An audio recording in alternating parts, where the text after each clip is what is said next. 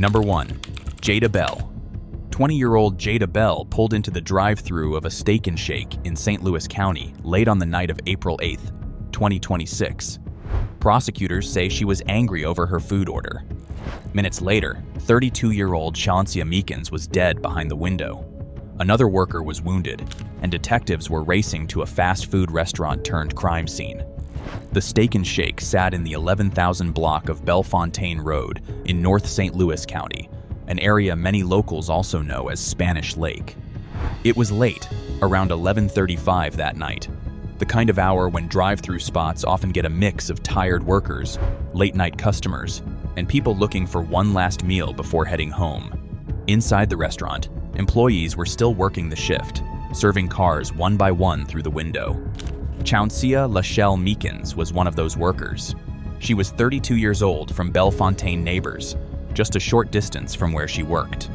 People who knew her said she was the kind of person who would give you the shirt off her back, loving, caring, always willing to help. She was working 2 jobs at the time, the Steak and Shake and a shift at Family Dollar, just trying to build something. Her mother, Taniah Washington, said she was always happy to go to work. She had a twin brother, Brian McGill Jr., and a father, Chauncey Lovell Meekins, who called her his only baby. 15 days after that night, on April 23rd, she would have turned 33 years old. Just before midnight, a white SUV pulled into the drive-thru. Behind the wheel was Jada Bell, 20 years old, from unincorporated St. Louis County, an area called Northwoods. Bell pulled up to the window and had a problem with her order. According to her mother, Taniah believed the dispute was over a second order of onion rings that wasn't in the bag. The back and forth started at the window. At some point, Bell took her drink and threw it at Taniah, who was standing right there on the other side of the glass. Taniah threw it back. That's when Bell reached for a gun. She fired multiple shots through that drive-through window, straight into the restaurant. Taniah Evans was hit and went down. A male co-worker standing nearby was also struck, shot in the hand. He was rushed to hospital and survived. Taniah wasn't as lucky. She was pronounced dead right there at the scene. Her mother was later told by a manager that 8 shots had been fired in total. Police haven't confirmed that number officially, but nobody disputed that there were multiple rounds. Bell drove away from that window in the white SUV and disappeared into the night.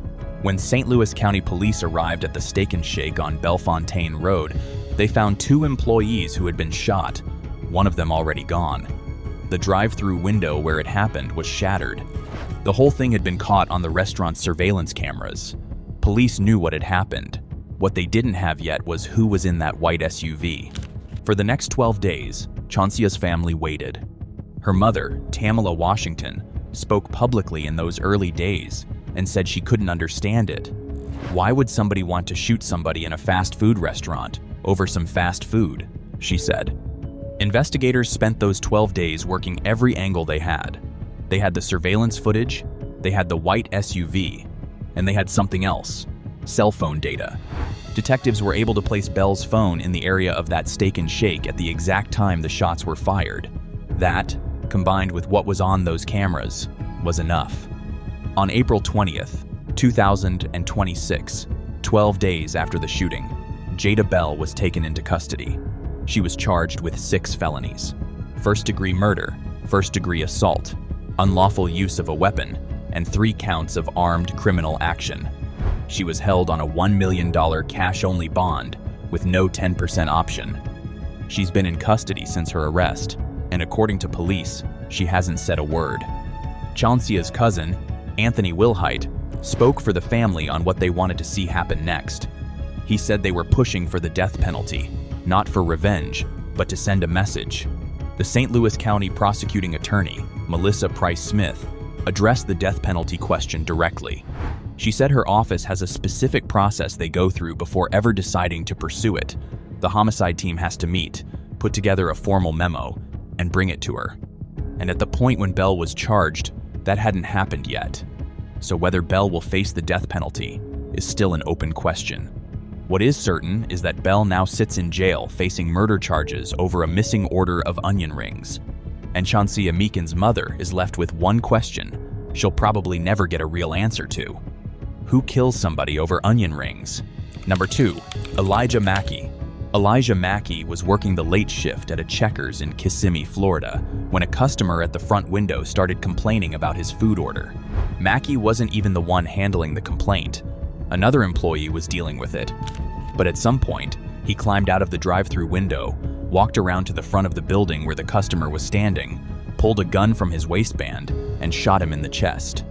The customer's name was Wesley Robertson. He died at the hospital that night. The argument, according to witnesses, was about mayonnaise packets. This happened on the night of May 21st, 2025, on a Wednesday, just after 10 o'clock. That Checkers is on West Earlo Bronson Memorial Highway in Kissimmee, right next to Old Town, a busy entertainment and shopping area that draws tourists and locals year-round. Wesley Robertson had placed his order at the front window, not the drive-thru, but one of the walk-up windows at the front of the building. And when he got his food, he wasn't happy with it. Exactly what was wrong with the order isn't entirely clear from official sources. One witness told investigators Robertson was asking for mayonnaise packets that hadn't been included in his bag. What is clear is that he started complaining to the female employee at the window and asked more than once to speak to a manager. He wanted someone in charge to come and sort it out. Elijah Mackey was 23 years old and working the drive-thru that night. He wasn't the employee Robertson was complaining to. By all accounts, the complaint had nothing to do with him. But at some point during that back and forth at the front window, Mackey decided to involve himself. And instead of walking out through a door like a normal person, he climbed out of the drive-thru window and made his way around to the front of the building where Robertson was standing. What happened in those seconds between Mackey arriving at the front and Robertson going down is where the case gets complicated. According to witnesses, the two got into a verbal argument. Robertson, at some point, called Mackey a derogatory name, and that's when Mackey reached into his waistband, pulled out a small handgun, and fired. One shot, straight to the chest. Robertson collapsed, and Mackey took off. He didn't get far, though. Osceola County deputies responding to the scene found him a short time later, hiding under a stairwell at the Celebration Suites, a hotel right next door to the Checkers. When deputies detained him, he still had the gun on him. He told them up front that he was armed, and then, while sitting there in custody, he asked whether Robertson was okay. Robertson was not okay. He had been rushed to Osceola Regional Medical Center, the nearest hospital, and despite efforts to save him, he was pronounced dead from his injuries that same night. The next day, May 22nd, Osceola County detectives obtained an arrest warrant for Elijah Travis Mackey. He was booked into the Osceola County Jail on one count of first-degree premeditated murder with no bond. When Mackey appeared before a judge for the first time, bond was denied. He's been sitting in the Osceola County Jail ever since. In November of 2025, 6 months after the shooting, he entered a not guilty plea. His case is still working its way through the courts. Checkers put out a statement after the shooting calling it shocking and saddening, and said the actions of one employee don't reflect the values of their thousands of workers across the country. Wesley Robertson walked up to a fast food window one night to get his order sorted out. He never made it home, and Elijah is now facing the rest of his life in prison over a dispute he didn't even have to be part of. Number 3. Taniah Evans. 19-year-old Taniah Evans walked back into that McDonald's on Ralph David Abernathy Boulevard in Atlanta, carrying a gun police later said was stolen. She was there to complain about food missing from her order. She and her 2 sisters had come back inside to confront the employee who'd handled it. By the time it was over, 30-year-old Tamanika Woods, a mother of 4, was on the floor with a gunshot wound to the chest, and Evans was being held down by a customer until police arrived. This happened on December 27, 2023, 2 days after Christmas. That McDonald's is on Ralph David Abernathy Boulevard in Atlanta's West End neighborhood, a busy, working-class part of southwest Atlanta, right near a shopping mall and one of the city's major MARTA transit stations. Tamanika Woods wasn't even a customer there. She was there because her friend worked at that McDonald's. That's just who she was. If someone she cared about was in trouble, she showed up for them. Her family called her Nene. Her father, Ephraim Marshall, described her as sweet, family-oriented, a good mother to her 4 kids. She was 30 years old, So when Evans and her sisters started going at her friend behind the counter over the missing food, Taniah stepped in. She wasn't looking for a fight, she was just trying to back up someone she cared about. Neither side was backing down. Then one of Evans' sisters got physical, and the argument turned into something far worse. What happened next was caught on surveillance video. Evans reached into her waistband, pulled out a handgun, walked toward Taniah Woods, and fired one shot. The bullet struck Woods in the chest, and she collapsed to the floor. The whole restaurant came apart at once. Customers screamed, chairs scraped across the floor, and people rushed for the doors at the same time. Evans then turned and headed for the exit. A male customer grabbed Evans before she reached the door and held her on the ground until police walked in. Atlanta homicide major Peter Mackey later called it exactly what it was. He said one of the leading causes of homicide in that city is escalating disputes. Atlanta Police Zone 4 officers got the call around 2:42 that afternoon. When they arrived, someone was already doing CPR on Taniah. Another person who'd called 911 told the dispatcher she'd been shot in the heart. Paramedics rushed her to the hospital, but she didn't survive. Taniah Woods was pronounced dead from that single gunshot wound to the chest. Evans was taken into custody that same afternoon. Later, when detectives sat down to question her, they told her that Taniah Woods had died. Evans showed little reaction. She said nothing, asked for a lawyer, and the interview ended there. When police looked into the gun, they found it had been stolen from a vehicle broken into at a parking garage about 5 miles from the McDonald's. Atlanta police said that year alone, 1,848 firearms were reported stolen from cars across the city. At her bond hearing 2 days after the shooting, a judge denied bond entirely. Evans was held in Fulton County Jail facing murder, aggravated assault, possession of a firearm during the commission of a felony, and theft by receiving stolen property. She initially pleaded not guilty. The case moved through the Fulton County court system over the following year.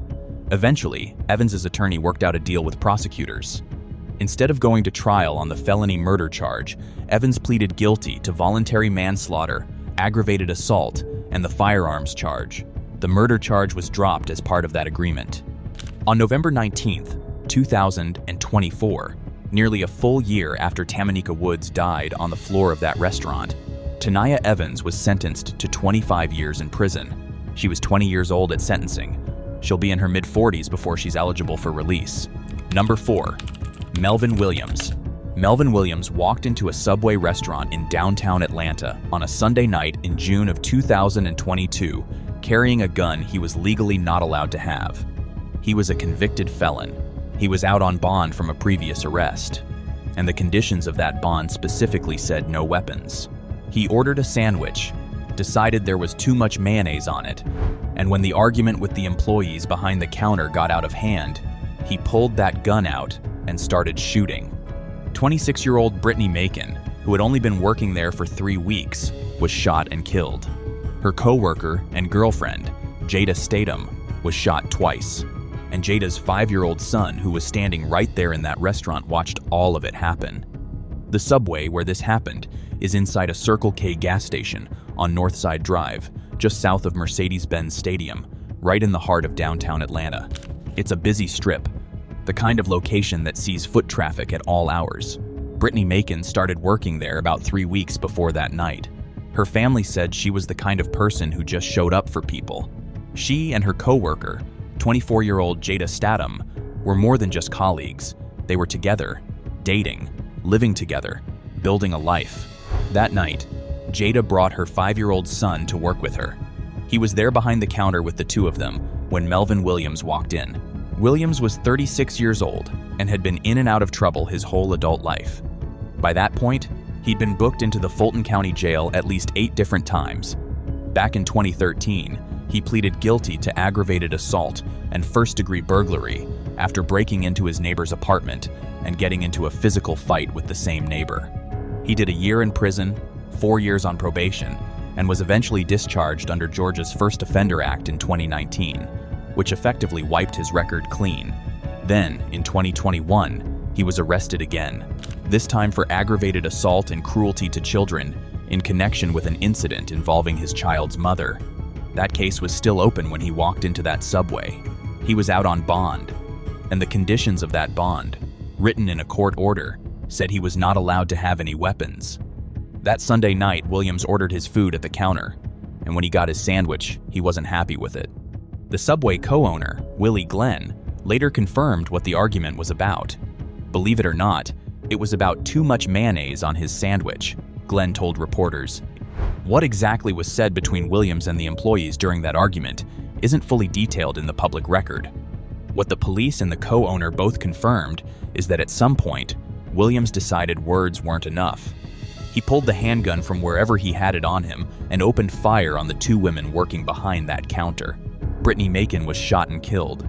Jada Statham was shot twice, but before the second bullet hit her, she managed to push her 5-year-old son underneath the counter to shield him from the gunfire. An on-duty manager at the restaurant pulled out a gun and fired back at Williams, but missed. When the shooting stopped, Brittany Macon was down and not moving. Jada Statham was wounded, bleeding, but alive.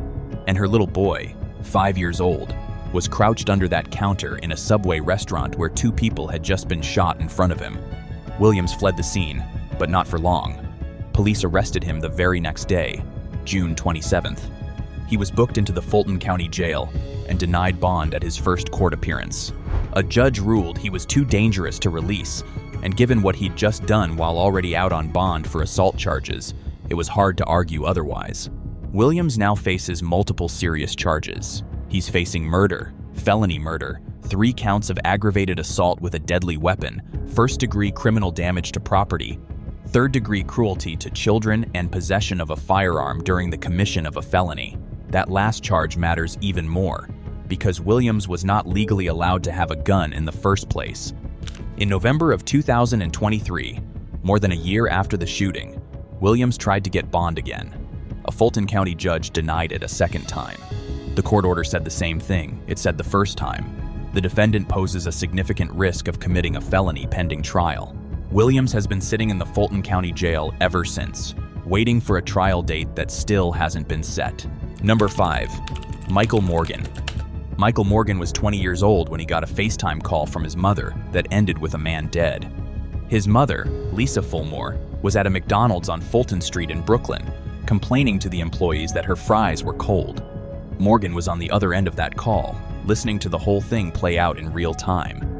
And when the argument got heated enough, he told his mother he was on his way.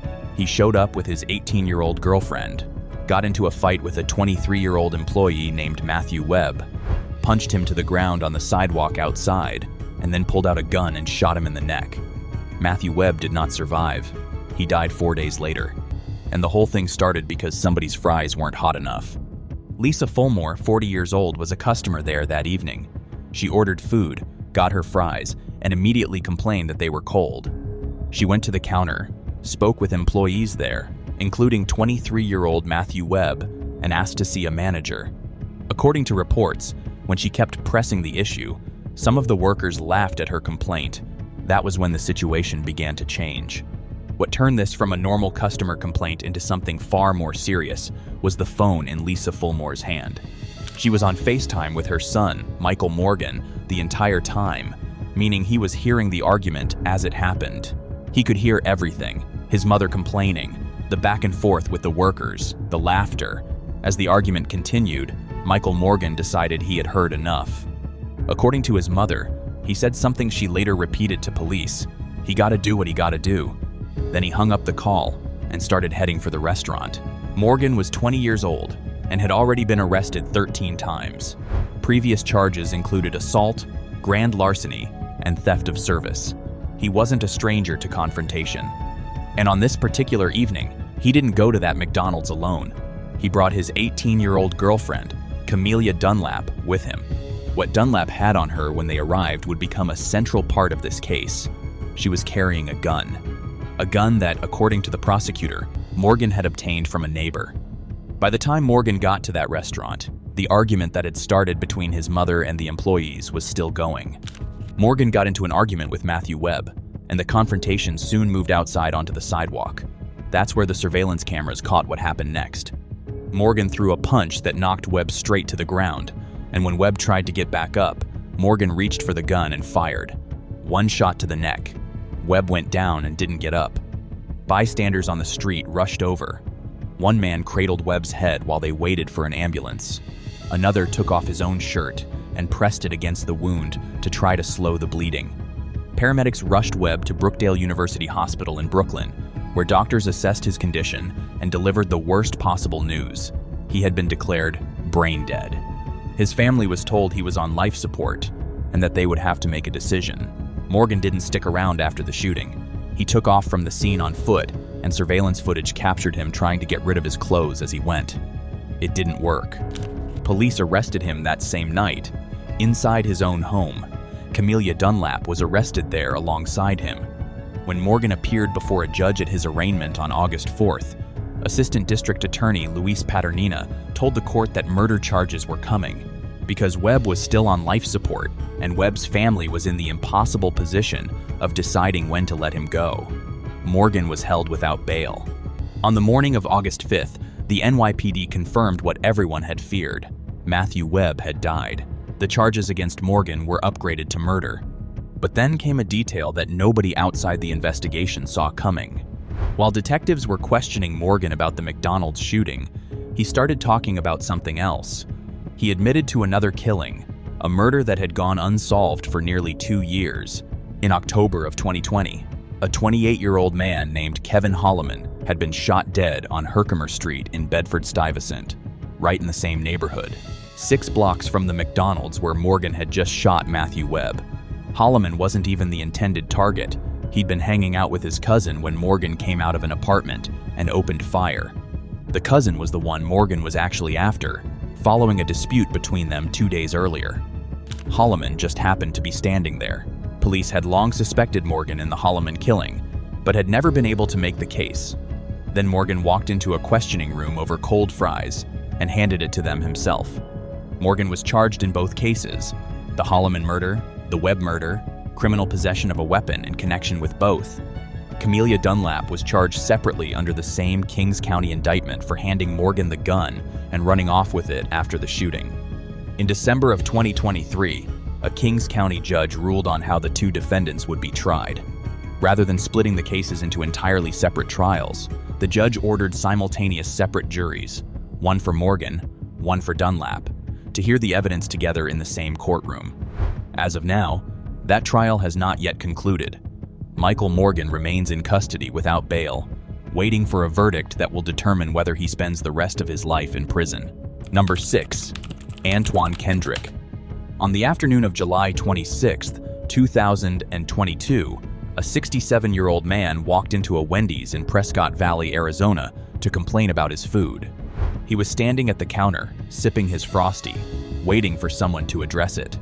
35-year-old employee Antoine Kendrick came out from behind the register, walked up beside him, and punched him in the side of the head. The blow knocked the man to the ground, and his head struck the pavement. He never regained consciousness after the fall. 10 days later, he was dead. Antoine Kendrick was working the service counter that afternoon.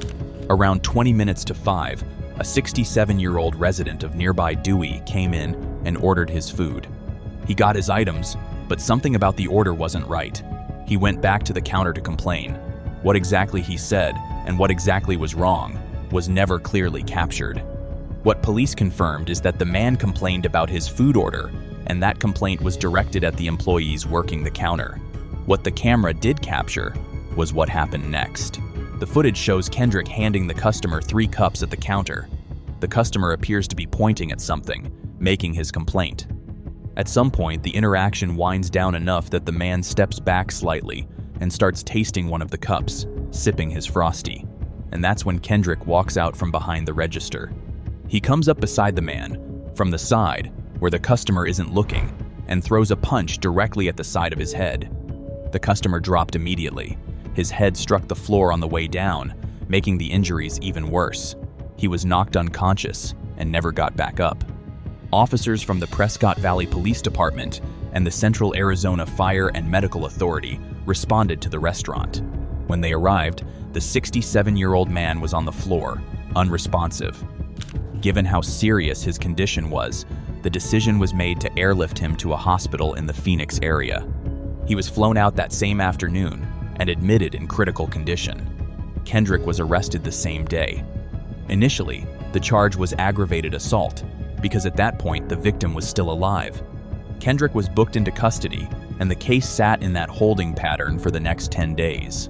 On August 5th, 2022, the 67-year-old man died from his injuries, 10 days after a single punch at a fast food counter. On August 15th, the Prescott Valley Police Department updated its press release with the news. The charge against Kendrick was upgraded to second-degree murder, and he remained in custody. The victim's name was never released publicly. Prescott Valley Police cited privacy reasons, and none of the family gave public statements on the record. All that was ever confirmed was that he was 67 years old and lived in Dewey, Arizona. He went to a Wendy's to sort out a problem with his lunch and never came home. Kendrick initially pleaded not guilty. The case moved through Yavapai County Superior Court over the following year and a half. Then, in February of 2024, he changed his plea.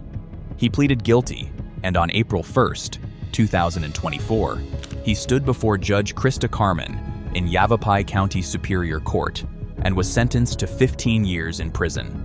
He had already served 615 days by the time he was sentenced, and that was credited against the 15 years.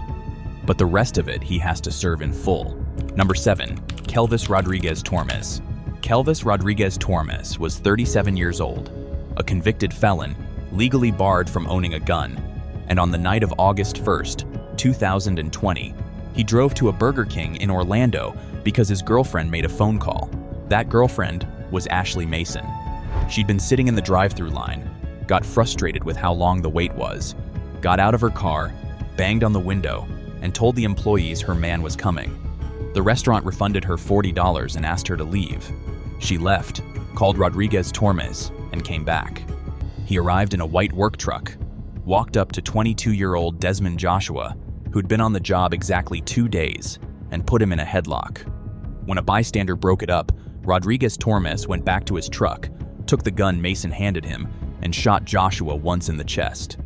Ashley Mason was sitting in that drive-thru line with her 13-year-old daughter when the wait got to be too much for her.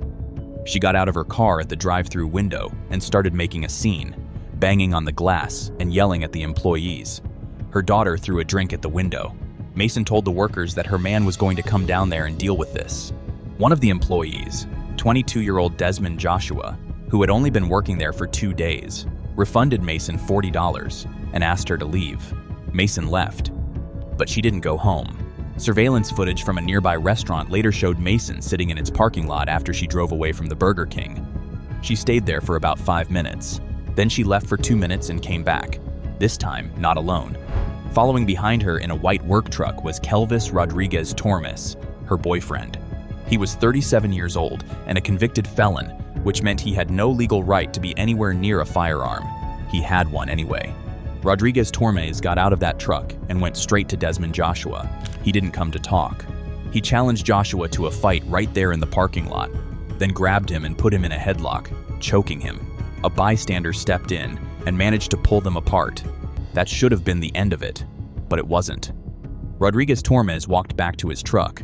He got in, lowered the window, and looked at Desmond Joshua standing in that parking lot.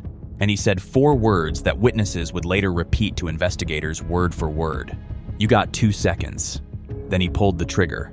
1 shot, straight to the chest. Joshua went down in the parking lot and didn't get up. What happened with the gun in the seconds before that shot is one of the most damning parts of this whole case. While Rodriguez, Torres, and Joshua had been fighting, Mason had pulled out a handgun and pointed it in the direction of the 2 men. When the bystander broke up the fight and Rodriguez Torres walked back to the truck, he asked Mason for it. "Give me the fire," he said, and she handed it over. After the shot, both of them drove off. Rodriguez Torres in the white work truck, Mason in her black sedan. Orange County Sheriff's deputies arrived to find Desmond Joshua on his back in the parking lot with a single gunshot wound to the chest. He was taken to a hospital. He didn't survive. Rodriguez Torres was arrested early the next morning, August 2nd. When investigators sat down with him, he told them what he'd done with the gun. He said he took it apart, dismantled it, and put it somewhere that couldn't be found. He was right. The gun was never recovered, but that admission became its own charge: destruction of evidence. Added to first-degree murder with a firearm and possession of a firearm by a convicted felon, Rodriguez Torres was held without bond. 3 days after the shooting, on August 5th, Ashley Mason was arrested too. The surveillance footage from the nearby restaurant had already disproved the story she'd told investigators, that she'd left the Burger King and gone straight home.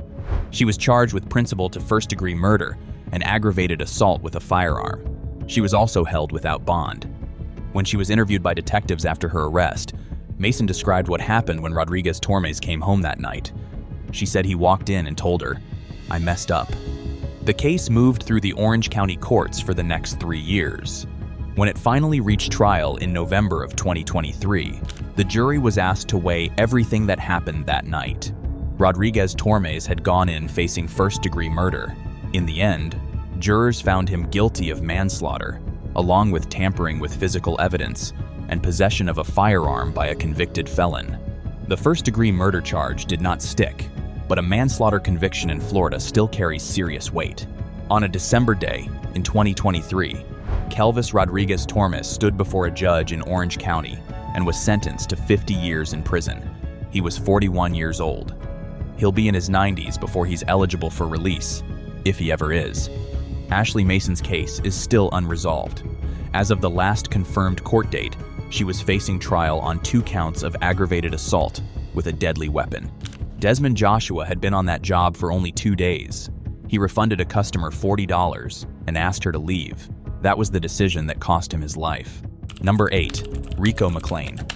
In August of 2019, Popeyes released a new chicken sandwich, and people lost their minds over it.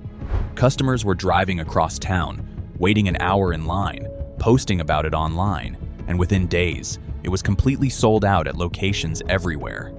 Popeyes hadn't planned for that kind of demand, and they couldn't keep up, so they pulled it from the menu and told everyone it was coming back. They just didn't say when. When November came and the sandwich was finally re-released, the lines came back with it, longer this time. People had been waiting months. Rico Mlan was one of those people. On the evening of November 4th, 2019, he drove to the Popeyes on Livingston Road in Oxon Hill, Maryland, with his wife and his 2 children. They were just a family going out to get a sandwich that the whole country had been talking about. They got in line and they waited. A 28-year-old man named Kevin Tyrell Davis walked into that Popeyes and cut straight to the front. He walked past the people who had been standing there waiting, including Rico Mlan, who was there with his family, and moved ahead of them, as if the line didn't apply to him. Mlan said something, and the 2 of them got into a verbal argument right there inside the restaurant. And then, for reasons that the public record doesn't fully explain, they both walked outside. What happened in that parking lot took 15 seconds. 15 seconds from the moment they stepped outside to the moment Kevin Davis was on the ground. Mlan stabbed him once in the upper body, and then he ran. Davis was found in the parking lot when officers arrived. He had suffered a single stab wound. He was rushed to a nearby hospital, but about an hour after being stabbed in an argument over cutting the line, Kevin Tyrell Davis died from his injuries. Police were clear about one thing from the start. They did not believe Mlan acted in self-defense. Davis had cut the line, words were exchanged, and then Mlan made a choice to take it somewhere it never needed to go. The restaurant's surveillance cameras had captured everything, and investigators used that footage to identify Mlan within days. And on November 14th, 10 days after the stabbing, detectives found Rico Mlan hiding at a house on Nova Avenue in Capitol Heights, Maryland. He was taken into custody without incident.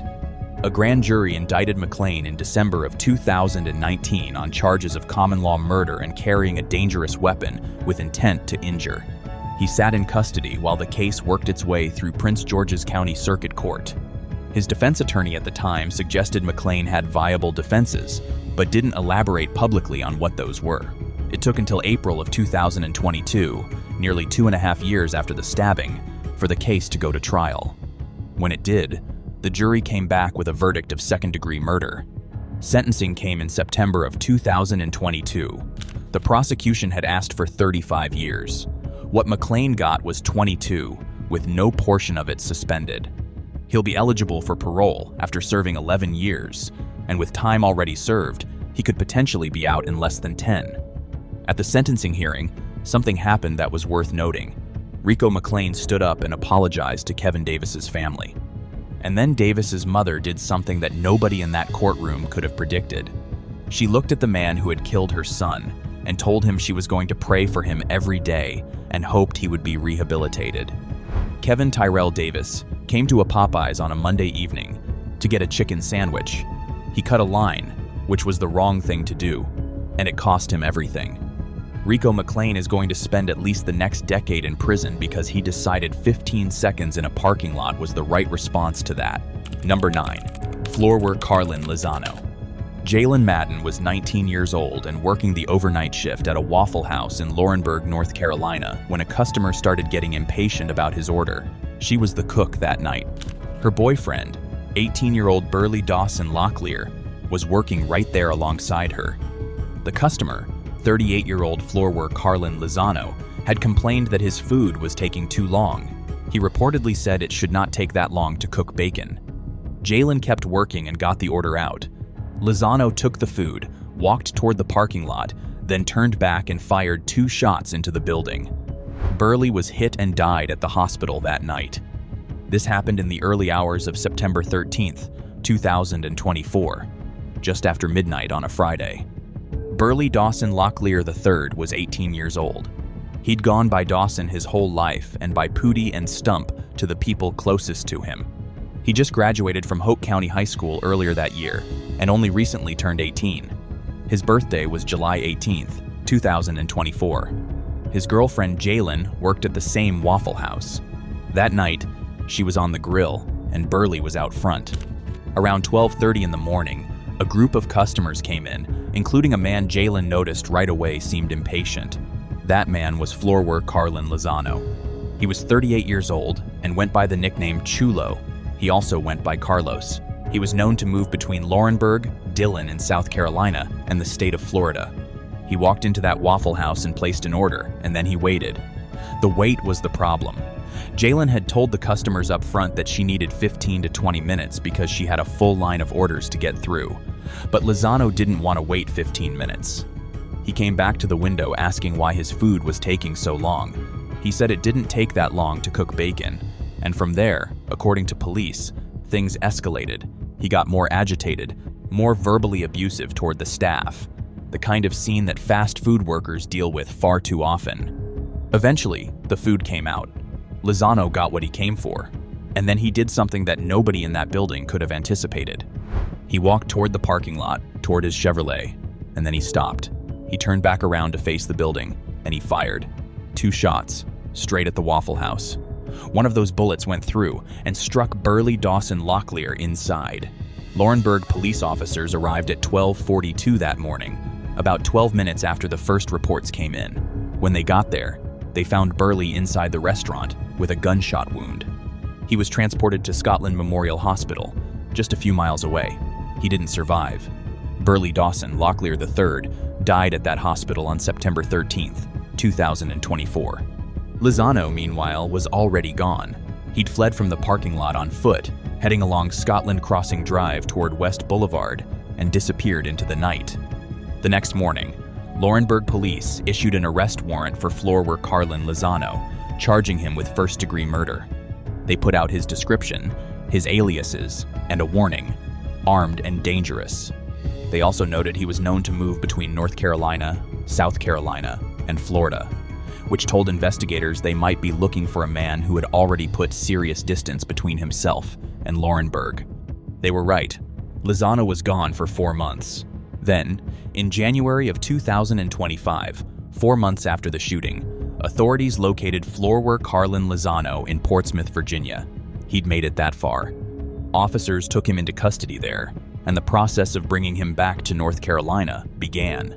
In April of 2025, Lozano was extradited back to Laurinburg and booked into the Scotland County Detention Center without bond. He was formally indicted on first-degree murder charges shortly after. But there was more, because it turned out first-degree murder wasn't the only charge Lozano was facing. Prosecutors also charged him with possession of a firearm by a convicted felon, meaning Lozano had a prior felony conviction and was legally barred from touching a gun, let alone using one. and they charged him with discharging a firearm into an occupied building, because that's exactly what he had done. And then, in December of 2025, the Scotland County District Attorney Jamie Adams made a decision that elevated this case to an entirely different level. She filed notice that the state of North Carolina would be seeking the death penalty against Floorwork Carlin Lozano. Court documents said prosecutors believed they could win a conviction and that the case included factors that made it eligible for the death penalty under North Carolina law. Because of that, Lozano was given a second lawyer, which is required in death penalty cases. As of now, no trial date has been set. The state of North Carolina wants Lozano to pay for what he did with his life. Meanwhile, the Locklear family is waiting for the day he is brought into court, where they hope to finally see him punished for what he did to Dawson. Number 10. Monica Williams. Monica Williams had already driven away from that Church's Chicken on Park Avenue in Memphis. The argument at the drive-thru window was over. She had her friend and her friend's 10-year-old son in the car, and she drove them home. She told her friend she was going to go get some chips to go with their dinner. And then she turned around, drove back to that Church's Chicken parking lot, and she waited. 48-year-old Anitra West, who had just been at that drive-thru window arguing with her, stepped outside to get some air, and Monica Williams shot her once in the head. The whole thing started because of a food order. Anitra West had been working there for about a year. She was 48 years old, a Memphis mother, a woman her ex-husband described as someone who spoke life into every person she came across. Monica Williams was 45 years old and working at FedEx at the time. On the evening of July 8th, she was out with a friend, a woman who had her 10-year-old son with her, and they decided to go to the Church's Chicken on Park Avenue because they had coupons. That detail says everything about how ordinary this night was supposed to be.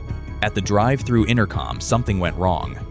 According to the arrest affidavit, Williams told the employee they had 2 orders, but investigators say the dispute quickly turned into an argument about paying. Things got tense enough at the intercom that Williams and her friend decided to skip the food entirely. Williams pulled up to the window anyway, told the employee they didn't want the order anymore, and that's when the arguing kicked back up. The employee at that window was Anitra West. The 2 women went back and forth, nothing physical, but it got loud. And at some point during that argument, Monica Williams said something that a witness, West's friend, who was on the phone with her at the time, heard clearly through the phone. She told Anitra West, "I will kill you." Williams then drove away from that window. She dropped her friend and the child off at home, told her friend she was going to go pick up some chips, and left. Her friend didn't think anything of it. Williams had been seeing someone and often went out in the evenings. When Williams came back later that night, somewhere between 11 and midnight, she packed an overnight bag and left without her car. Her friend still didn't think much of it. She went to sleep. Back at the Church's Chicken, just before 9:16 that Monday night, Anitra West stepped outside to get some air. She was on the phone with her friend, the same friend who had heard the whole confrontation through the call. And while she was standing in that parking lot, she saw something that made her stop. She told her friend what she was seeing.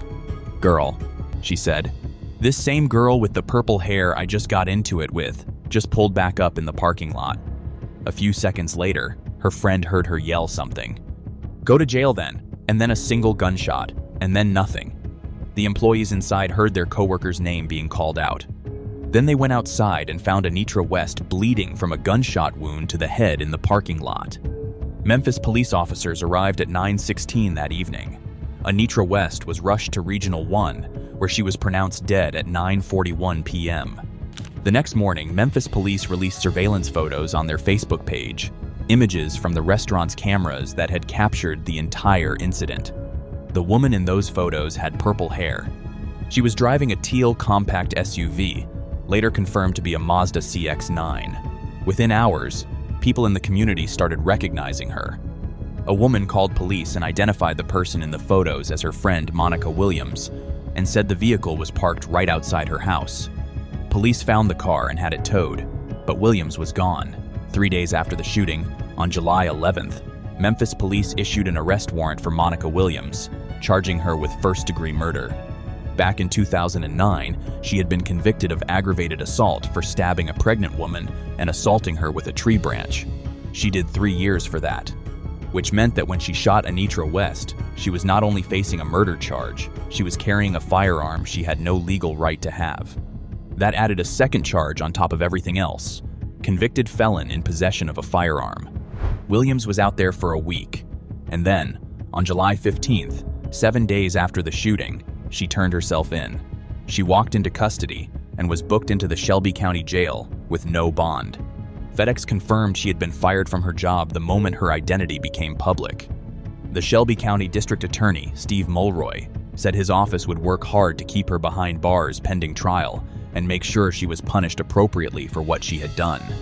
On August 22, 2024, a Shelby County grand jury formally indicted Monica Williams on first-degree murder and the firearm charge. Her defense attorney began exploring whether to file a motion to dismiss, noting that while his client was captured on video, he believed there were things the affidavit didn't cover that he could work with. As of now, no trial date has been set. Williams remains in the Shelby County Jail without bond. Anitra West's 12-year-old daughter Zoe had a message for Monica Williams. She said she hoped she would rot in hell. She said she hoped she would never see her own kids again. Monica Williams is 45 years old and waiting for a trial date. These cases remind us that life can turn on the smallest things: a missing item, a long wait, a sandwich that came out wrong. None of the people behind those counters that day knew it would be their last shift, and none of the families left behind ever imagined that a regular Tuesday night food run would be the last time they saw someone they loved. The people serving you are just doing a job. They deserve to go home at the end of it. If this video moved you, hit the like button, subscribe, and drop a comment telling me which case hit you the hardest. See you in the next one.